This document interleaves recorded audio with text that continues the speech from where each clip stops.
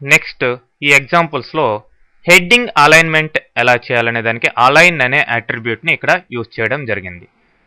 So ఇక్కడ మనం ఒకటి గమనించాలి, చాలా ట్యాగ్స్కి అట్రిబ్యూట్స్ ఎలా ఉంటాయి. ఇక్కడ అలైన్ అనేది దీనికి ఒక అట్రిబ్యూట్. అట్లనే ఇక్కడ బాడీ అనేది బాడీకి బీజీ కలర్, టెక్స్ట్ ఇట్లాంటివి అట్రిబ్యూట్స్ అనమాట.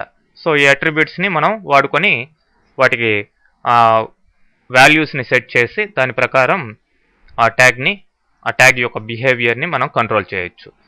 సో ఈ 3 ఎగ్జాంపుల్స్ చూద్దాం.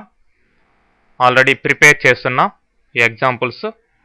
సో డైరెక్ట్గా ఇంటర్నెట్ ఎక్స్ప్లోరర్లోకి వెళ్ళండి, వాటిని ఓపెన్ చేయండి. Open browse. ఇక్కడ నేను HTML ఎగ్జాంపుల్స్లో వాటిని ప్లేస్ చేస్తున్నాను.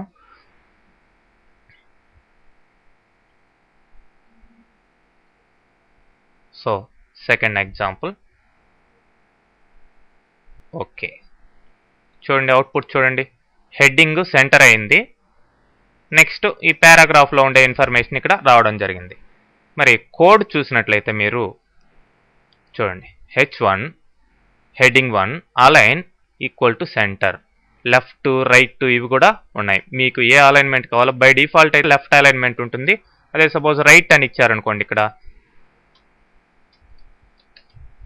రైట్ అలైన్మెంట్ వస్తుంది. ఓకే, తర్వాత పి అనే ట్యాగ్ ద్వారా సింపుల్ పారాగ్రాఫ్ని ప్లేస్ చేయడం జరిగింది. సో ఇప్పుడు రిఫ్రెష్ అనండి, రైట్ అలైన్మెంట్ వచ్చింది చూడండి, ఆ విధంగా అనమాట. నెక్స్ట్ ఇంకొక ఎగ్జాంపుల్ చూసినట్లయితే ఇక్కడ మనకి డిఫరెంట్ పారాగ్రాఫ్స్ ఇవ్వడం జరిగింది. మరి ఈ పారాగ్రాఫ్స్ ఎలా ఉన్నాయి? థర్డ్ ఎగ్జాంపుల్లో మనకి కలరు, టెక్స్ట్ యొక్క కలర్ కూడా యాడ్ చేసాం. సో దాన్ని కూడా ఇద్దాం.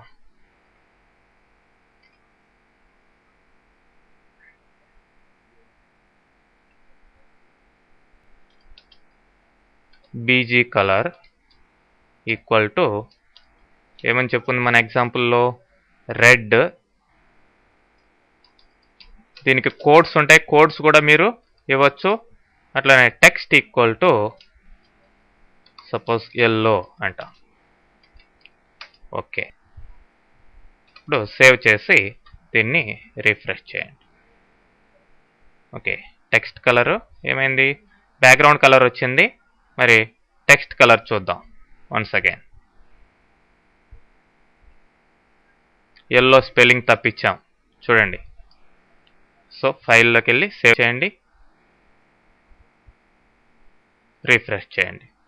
So background colour and foreground colour, text యొక్క కలర్ వచ్చి ఎల్లోగా రావడం జరిగింది. సో ఈ విధంగా బీజీ కలర్ అనేది బ్యాక్గ్రౌండ్ కలర్, బాడీ యొక్క అట్రిబ్యూట్ ఇది, దీనికి కలర్ సెట్ చేసాం. టెక్స్ట్ ఇక్కడ పారాగ్రాఫ్లో ఇచ్చే టెక్స్ట్ ఎల్లో కలర్గా రావడం జరిగింది.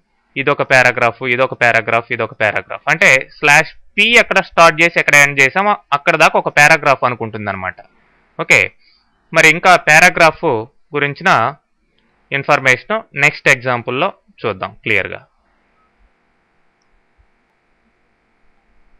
సో ఇక్కడ ఈ 4th ఎగ్జాంపుల్లో మనం డిఫరెంట్ పారాగ్రాఫ్స్ ఇచ్చున్నాం.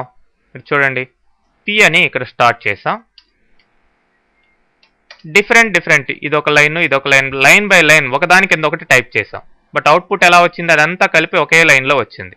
ఇక్కడ ఈ పి అనే ట్యాగ్ ఎక్కడ స్టార్ట్ చేసి ఎండ్ చేసినా ఇదంతా కూడా ఒకే లైన్లో వస్తుంది. ఈ లైన్ ఎండ్ అయిపోతే నెక్స్ట్ లైన్కి కంటిన్యూ అవుతుంది అనమాట. అది మరి సపోజ్ ఇక్కడే ఇంకొక పి స్టార్ట్ చేసి ఇక్కడ ఎండ్ చేసాం అనుకోండి, ఇది వేరే పారాగ్రాఫ్, ఇది వేరే పారాగ్రాఫ్. అట్లా అంటే ఒకదాని కింద ఒకటి ఇచ్చున్నారని ఒకదాని కింద ఒకటి ఇక్కడ బ్రౌజర్లో మాత్రం కనిపించదు.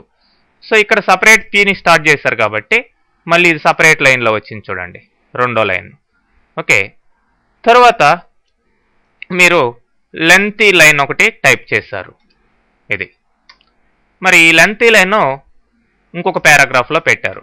సో అక్కడ ఆ లైన్లో అది సరిపోలేదు కాబట్టి ఇక్కడ దాకా వచ్చి మళ్ళీ నెక్స్ట్ రిమైనింగ్ ఇక్కడ దాకా నెక్స్ట్ లైన్లో రావడం జరిగింది. ఆ విధంగా మీరు అక్కడ లైన్ బై లైన్ ఒకదాని కింద ఒకటి ఇచ్చినా కానీ ఫుల్గా కంటిన్యూ అయ్యి నెక్స్ట్ లైన్లోకి మిగిలితే నెక్స్ట్ లైన్లోకి రావడం జరుగుతుంది /p ట్యాగ్లో పెట్టిన ఆ యొక్క ఇన్ఫర్మేషన్. ఆ విధంగా